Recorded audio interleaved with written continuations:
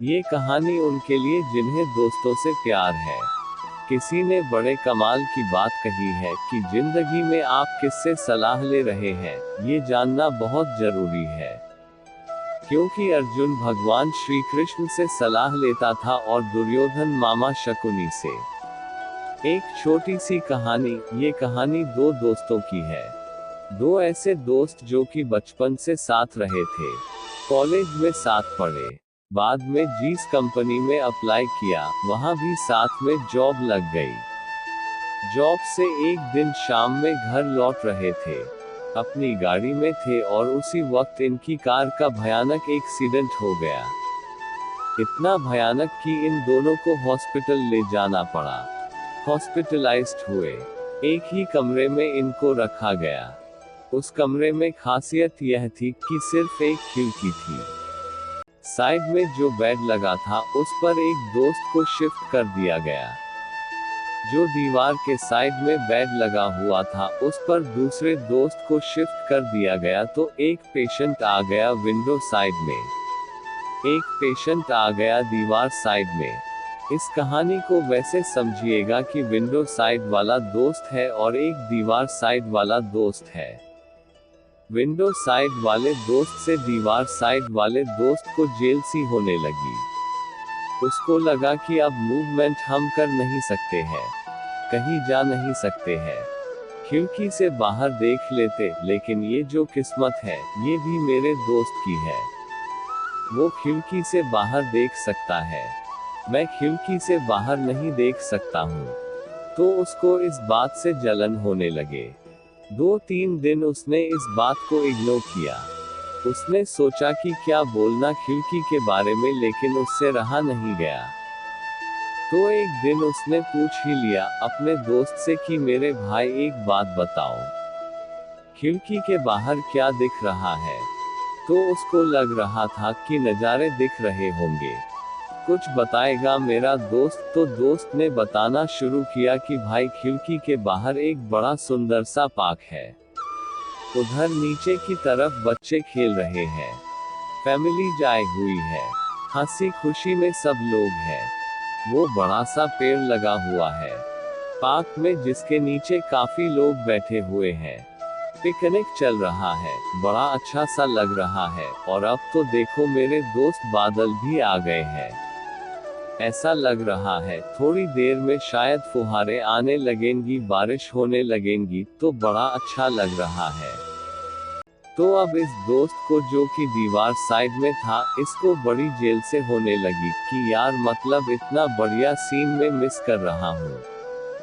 काश मेरा वाला बेड उस साइड में लगा होता, काश मैं उस साइड में होता तो बड़ा अच्छा होता।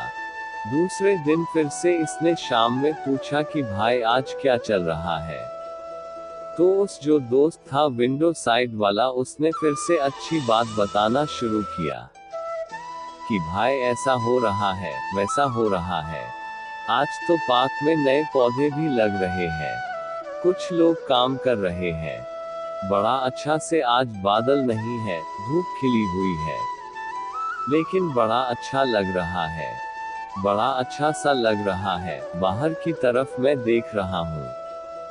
तो इस दोस्त को लगा कि काश मेरा बेड उधर होता।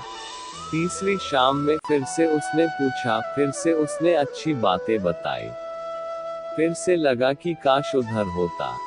ये रूटीन चलने लगा और रोज इसकी जो झुलसी थी वो बढ़ने लगी। एक रात में वो जो विंडो साइड वाला दोस्त था, उसको दिल का दौरा पड़ा, हार्ट अटैक हुआ। और हार्ट अटैक जब हो रहा था, जब वो तड़प रहा था, तब इस वाले दोस्त की जो दीवार साइड में था, इसकी नींद खुल गई, लेकिन कुछ नहीं बोला, चुपचाप रहा। और सही टाइम पर ट्रीटमेंट नहीं होने की वजह से विंडो साइड वाले दोस्त की डेथ हो गई। जब उसकी डेथ हो गई, उसकी बॉडी को वहां से बाहर निकाला जा रहा था, वहां से हटा लिया गया, वो बेड खाली हो गया। तो ये जो दीवार साइड वाला दोस्त था, इसने नर्सिंग स्टाफ से पूछा कि क्या आप एक छोटी सी मदद कर सकते हैं? उन्होंने बोला कि हाँ जी बताइए क्या बड़ा दुख है कि मेरा दोस्त की डेथ हो गई है और मेरा दोस्त अब इस दुनिया में नहीं रहा है, लेकिन एक छोटा सा आपका फेवर चाहिए। तो बोले कि हाँ जी बताइए ना क्या करना है। तो उसने बोला कि अगर आप मेरा वाला जो बेड है, अगर इसको आप विंडो साइड में शिफ्ट कर देंगे तो थोड़ा सा ठीक रहेगा, मुझे भी थोड़ा देखने को मिल जाएगा। उन्होंने बोले हाँ कोई बात नहीं, आप कौन सी बड़ी बात है। तो उनका इस पेंशन को इस तरफ से इस तरफ शिफ्ट कर दिया गया है, ये विंडो साइड में आ गए।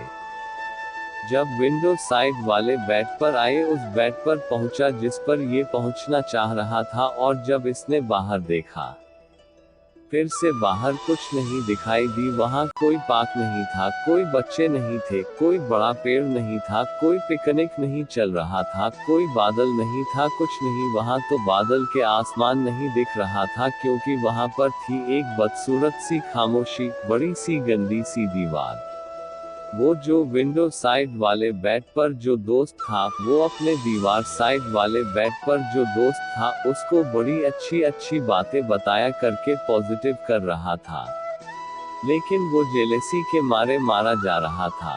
उसे इसी बात से जलन थी कि काश मेरा बेड उस तरफ होता। जिंदगी में भी बस यही हो रहा है, हम दूसरे के बारे में जानते पहचानते कुछ नहीं है, बस अपने मन में जलन पैदा कर लेते हैं, उससे जलते रहते हैं। वो चाहे कितनी पॉजिटिविटी हमारी तरफ लाए, हम नेगेटिविटी उसकी तरफ फेंकते रहते हैं। लाइफ को समझने की कोशिश कीजिए, पॉजिटिव रहने की कोशिश कीजिए। आपके आसपास ही पॉजिटिविटी अपने माइंड में जितने नेगेटिव थॉट्स आते हैं, उनको हटाने की कोशिश कीजिए। अच्छे विचारों के साथ, ऊपर वाले के आशीर्वाद के साथ कर दिखाओ कुछ ऐसा कि दुनिया करना चाहे आपके जैसा।